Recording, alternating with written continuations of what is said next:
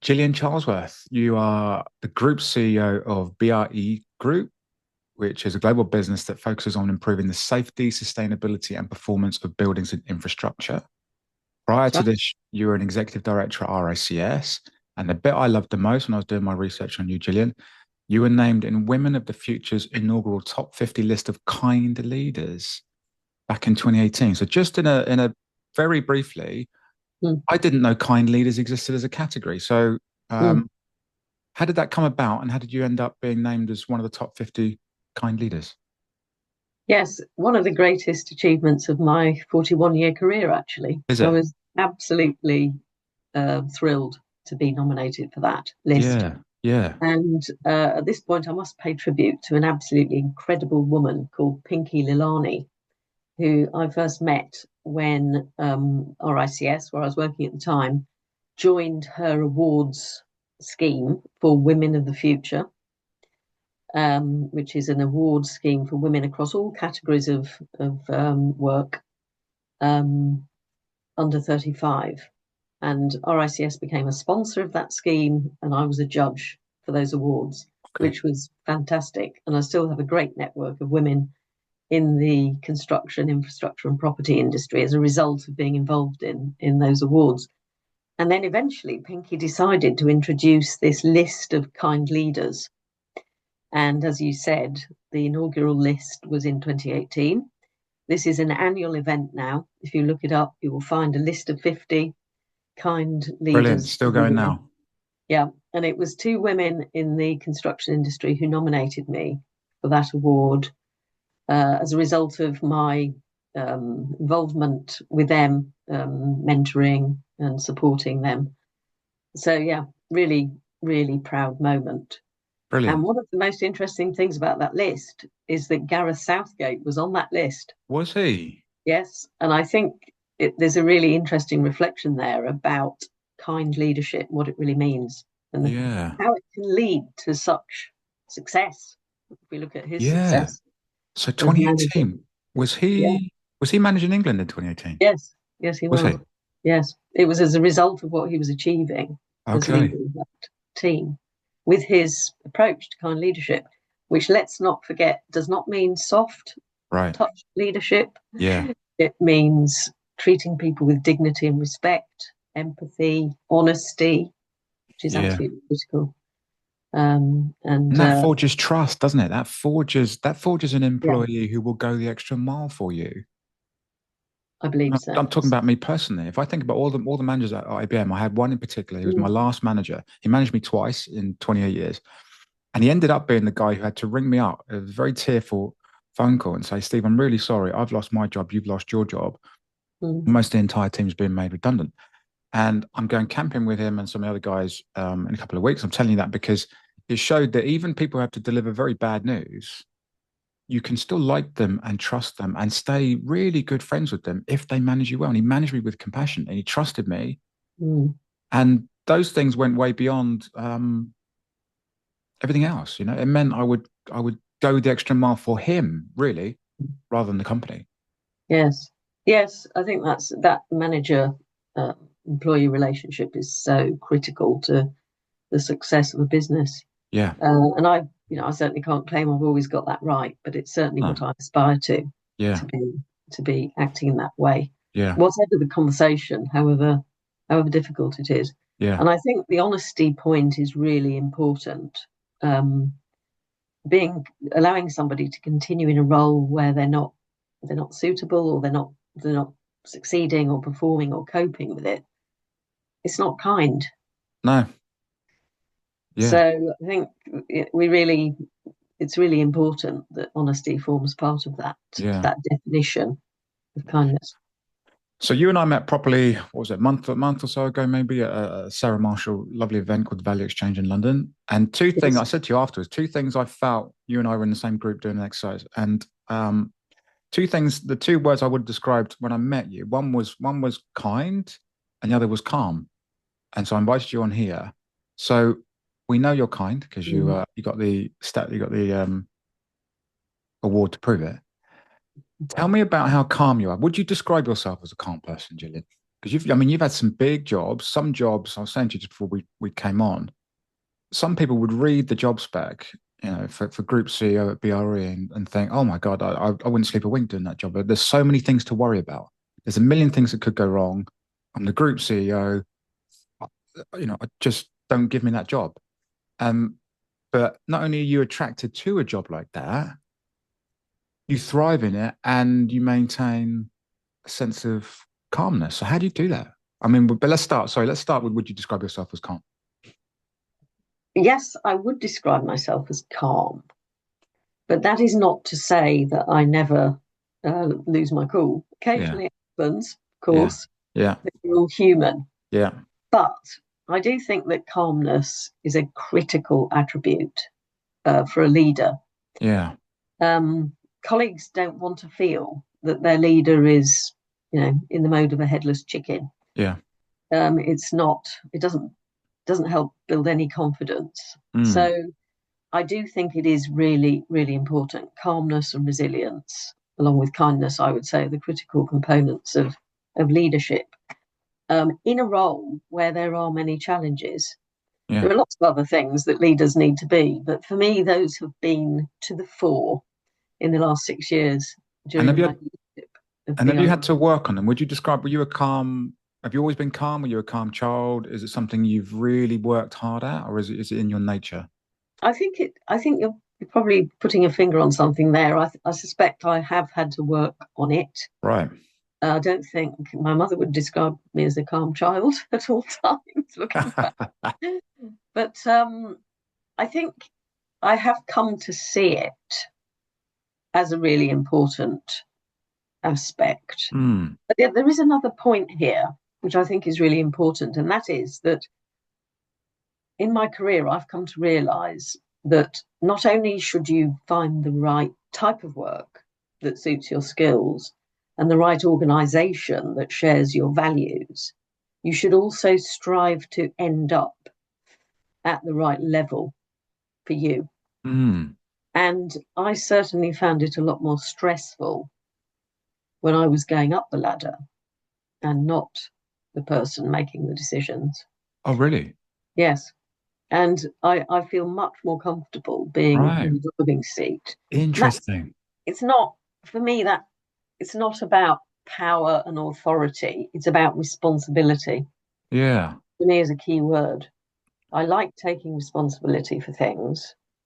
I'm very comfortable with being accountable. I don't always get everything right. Yeah. Absolutely haven't. Yeah. But I am comfortable with being asked to take on a leadership role. And Yeah. I think that's a key question for anybody who is ambitious to get to the top. Are you really willing? And do you actually crave the responsibility of leadership? And I knew that I did. I wanted to be the person making the decisions. I wanted to be accountable. I wanted to lead. I wanted to show, I suppose, what responsible leadership could look like. And I wanted to nurture people and create successful, um, enable people to have successful careers. Mm, And those are all things you can do as a leader. yeah. Um, I do, I do, I do want to be. I want the organisation to be successful. I'm Yeah. ambitious for the Yeah. organisation as Yeah. well as for myself. Yeah. So those for me are the ingredients of my wish to get to the CEO role, which I probably Interesting. didn't always want to do, but I eventually realised that is what I wanted to do. Right. Mm. And you said earlier that we touched on something discussing that you've had to work on your calm. Mm-hmm. So do you think that has just come as you've matured, as you've been through all your experiences, or are there specific things that you do daily, weekly, whenever that, to work on calming yourself, to Well, be centered resilience? I think there's some ingredients of both of those things Mm, over the years. I've had a very strange career, and at one point I was involved in the catering and events industry, and I was always the front of house person. okay. And I'm pretty sure that the first time anybody said to me that I was very calm was at an event that I was running. Big event, lots of people, lots of people to manage. Yeah. And somebody said to me something like, "How do you stay so calm?" And of course, I was like the duck Okay. under the water. It was Right. a bit of a panic. But Right. things always go wrong at catering events. Hopefully, Yeah. most people don't notice, but they always go wrong. Yeah. So I think that was where I started to build this ability to appear calm, whatever was going on inside. Right.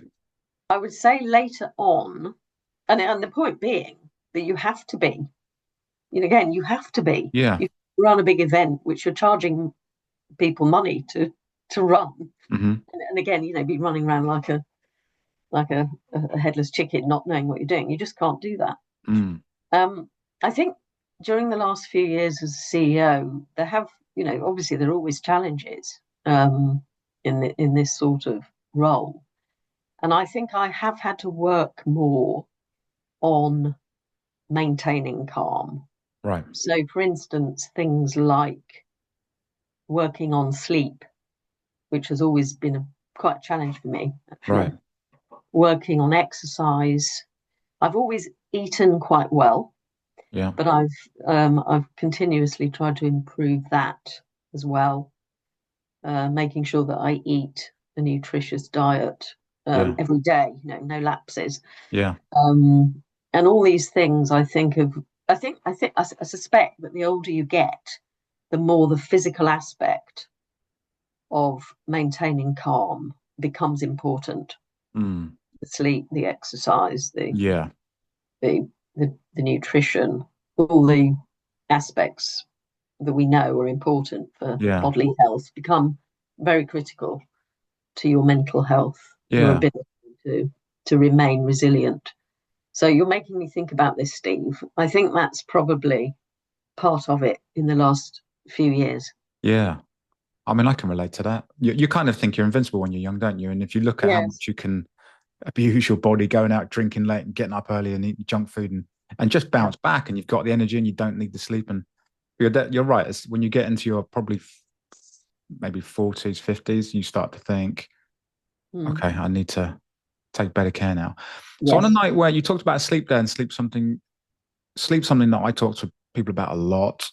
Yes. Um, have you got any tips or tricks that you found really work for you to help you fall Mm. asleep or get back to sleep? Some people get all right falling asleep, aren't they? And they wake up a few hours later and their mind's just Yes. That used to happen to me a lot. I did it? couldn't get to sleep in the first place and then woke up early worrying about just whatever was on my mind. Right. And I have got some very practical tips here, which probably wouldn't work for everyone, but Mm, they certainly work for me. And again, this is part of looking after physical health. yeah. Uh, One of the things that I always advise everybody to think about is vitamin D. Um, Most people in this country are deficient in it, whether Yeah. they know it or not. Yeah. So I take vitamin D every day, Okay. in all seasons. All year round. Partly Yeah. because, of course, as a office based person, you're inside a lot, so you Yeah. need vitamin D. But the other one came to me, I think, last year. One of my sisters is always thinking about these sorts of questions, and I don't know where she got this from, but we were talking about kefir, Okay. and I try to avoid too much dairy. Yeah. And she said to me, "You can get water kefir. Kefir, as you probably know, is a fermented drink. Yeah. So it's like a Um, yogurt or a drink, right? yes, the kefir that most people know is yogurt based, but you can Yeah. get water kefir, which is made from fermented fruit. Okay. Um, and for me, it has worked incredibly well. Really? So we're linking gut health to sleep here. Absolutely. Right. Yes, exactly right. Right. And that particular product for me has really, really worked. So I Fascinating. can now get to sleep successfully and almost every night stay asleep. But if I wake up, go back to sleep pretty Wow. quickly. It has been transformational. I wish Sounds I'd it. discovered it earlier. Sounds it. Um, but I think the other thing about sleep, I remember somebody saying to me, probably about 10 years ago, having a conversation about what stresses you, what Mm. keeps you awake at night. That's a great question. And this person was one of the most laid back people I'd ever known, also a CEO, and just said, really, you've just got to remember that however bad it is, it's it, you know you can overcome it, or it's not actually as bad as you think it is. And I kind of got an ability to listen to somebody whose words I respect, and kind Mm. of take it on board Right. quite successfully. I suppose again, not everyone is able to do that. They Right. continue with their own worries. But I Exactly. Yeah. thought, yeah, you know what? That is a really good point, and Mm. that moved me on Right. to some extent. Sometimes you're just ready to hear these things, aren't you? Yes, I And they suppose. resonate really deeply, I think. Yes, yes. But you're So I right, think because go ahead, if you, sorry. well, I was just going to say, if you look, as I said, there's a combination of things here for me. I'm comfortable with being a leader. I wanted that responsibility. Yeah. I've worked on my physical aspect, but I've Yeah. also I've looked at other people and Yeah. how they manage in senior roles, and Yeah. helps you put it into perspective, I think. Yeah. And I guess there's that kind of allyship with those senior managers and CEOs, and to be around people who have the same responsibility as you, and it's kind of Yes, a problem shares a problem halved and all that, I guess. yes. I belong to a group of CEOs, Right. which is a fantastic network and support Yeah. group because, as people always say, and it is true, as a CEO, it can be a lonely existence Yes. because there's a limit to how much you can share with your team Yeah. sometimes. Yeah. Yeah. Yeah. Um, and although I've got very good relationships in my team for that purpose, but Yeah. for some CEOs, I think it can be a lonely existence. So having a peer group who absolutely recognise the challenges, where you can share anything openly. Yeah. Um, It's almost like a talking therapy, isn't it? It's definitely yes, strong. yeah. I'm going to shut this window because someone's about to start drilling, I think. Um, so just going back to your cafe, which fascinated me. Um, Mm, a lot of people don't realize we have actual, obviously, we've got neurons, brain cells in the brain, hopefully. yes, We've also got brain cells in our gut, don't we? I mean, we have brain cells in our heart. So all these mm, kind of old-fashioned sayings where she went with her gut or yes, she went with her heart, these are rooted in science, really. I mean, and the gut as a whole, we could do a whole podcast on many people do yes. amazing podcasts on the gut. But I'm sure the gut and the brain, they're so intricately linked. It didn't really surprise me that something that's obviously been hugely beneficial for your digestive system Yeah. has helped your sleep. But most people, and well, not most people. And if you go back far enough, we thought our minds and our bodies were almost two separate entities, didn't we? And I think mainstream Yes. science now will say there's absolutely no separation, and the Mm. one affects the other absolutely. Blimey, we're whizzing through time. Let me give you this quote, Gillian. What do you think about this? So Jacinda Ardern, whom I love, she once said, "One of the criticisms I've faced over the years is that I'm not aggressive enough or assertive Mm. enough, or maybe somehow because I'm empathic, it means I'm weak." And then you touched on this right at the start. I totally rebel against that. She said, "I refuse to believe that you cannot be both compassionate and strong." So my question was, how have you managed to be both a CEO and a kind leader? And did you come up against any resistance when you won that award in 2018? Do you think some people looked at that and thought, maybe she hasn't quite got the ruthless edge she needs to do this, or maybe do you think there was any criticism that came with it? And how did you balance the kindness with the? I guess Yes. ruthless not a word I'd associate with you, but you have to make big decisions and stick by them. Mm. And sometimes they're right and sometimes they're wrong. Mm. And I'm sure you've had to take a lot of difficult decisions in your time as well. So how have you Mm. balanced the kindness and the empathy with doing what's Mm. right for business and making tough choices? Well, I think for me, those are all inextricably linked. The one being your obligation, your duty as a leader Yeah, to do what's right for the business, and the second being how you do that. yeah, Um, I remember there's a couple of stories here when I very very early on in my career, I had reason to read a book about assertiveness, okay, and so because I had a tricky situation to deal with. somebody who was putting pressure on me. Right. And so I read this book, which is called A Woman in Your Own Right by a writer called Anne Dixon. I recommend it to anybody who's looking at that theme. It's still in print, I think. Is And it? that was a long time ago, thinking back. But she made the point. She really draws out the difference between being assertive and being aggressive. And Yeah. being assertive is very much about talking about the impact on you. You know, if somebody's putting pressure on you, rather than saying to them, "You're being aggressive." Yeah. The assertive way is to say, "You're making me feel awkward," or Right. "You're making me feel um, uncomfortable." Yeah. Nobody can take that away from you. Mm. So that was an early lesson for me Mm. in the difference between assertiveness, which is about stating your position or saying what is needed, Yeah. and aggression, which is, as we know, being unpleasant while you're doing it. Yeah.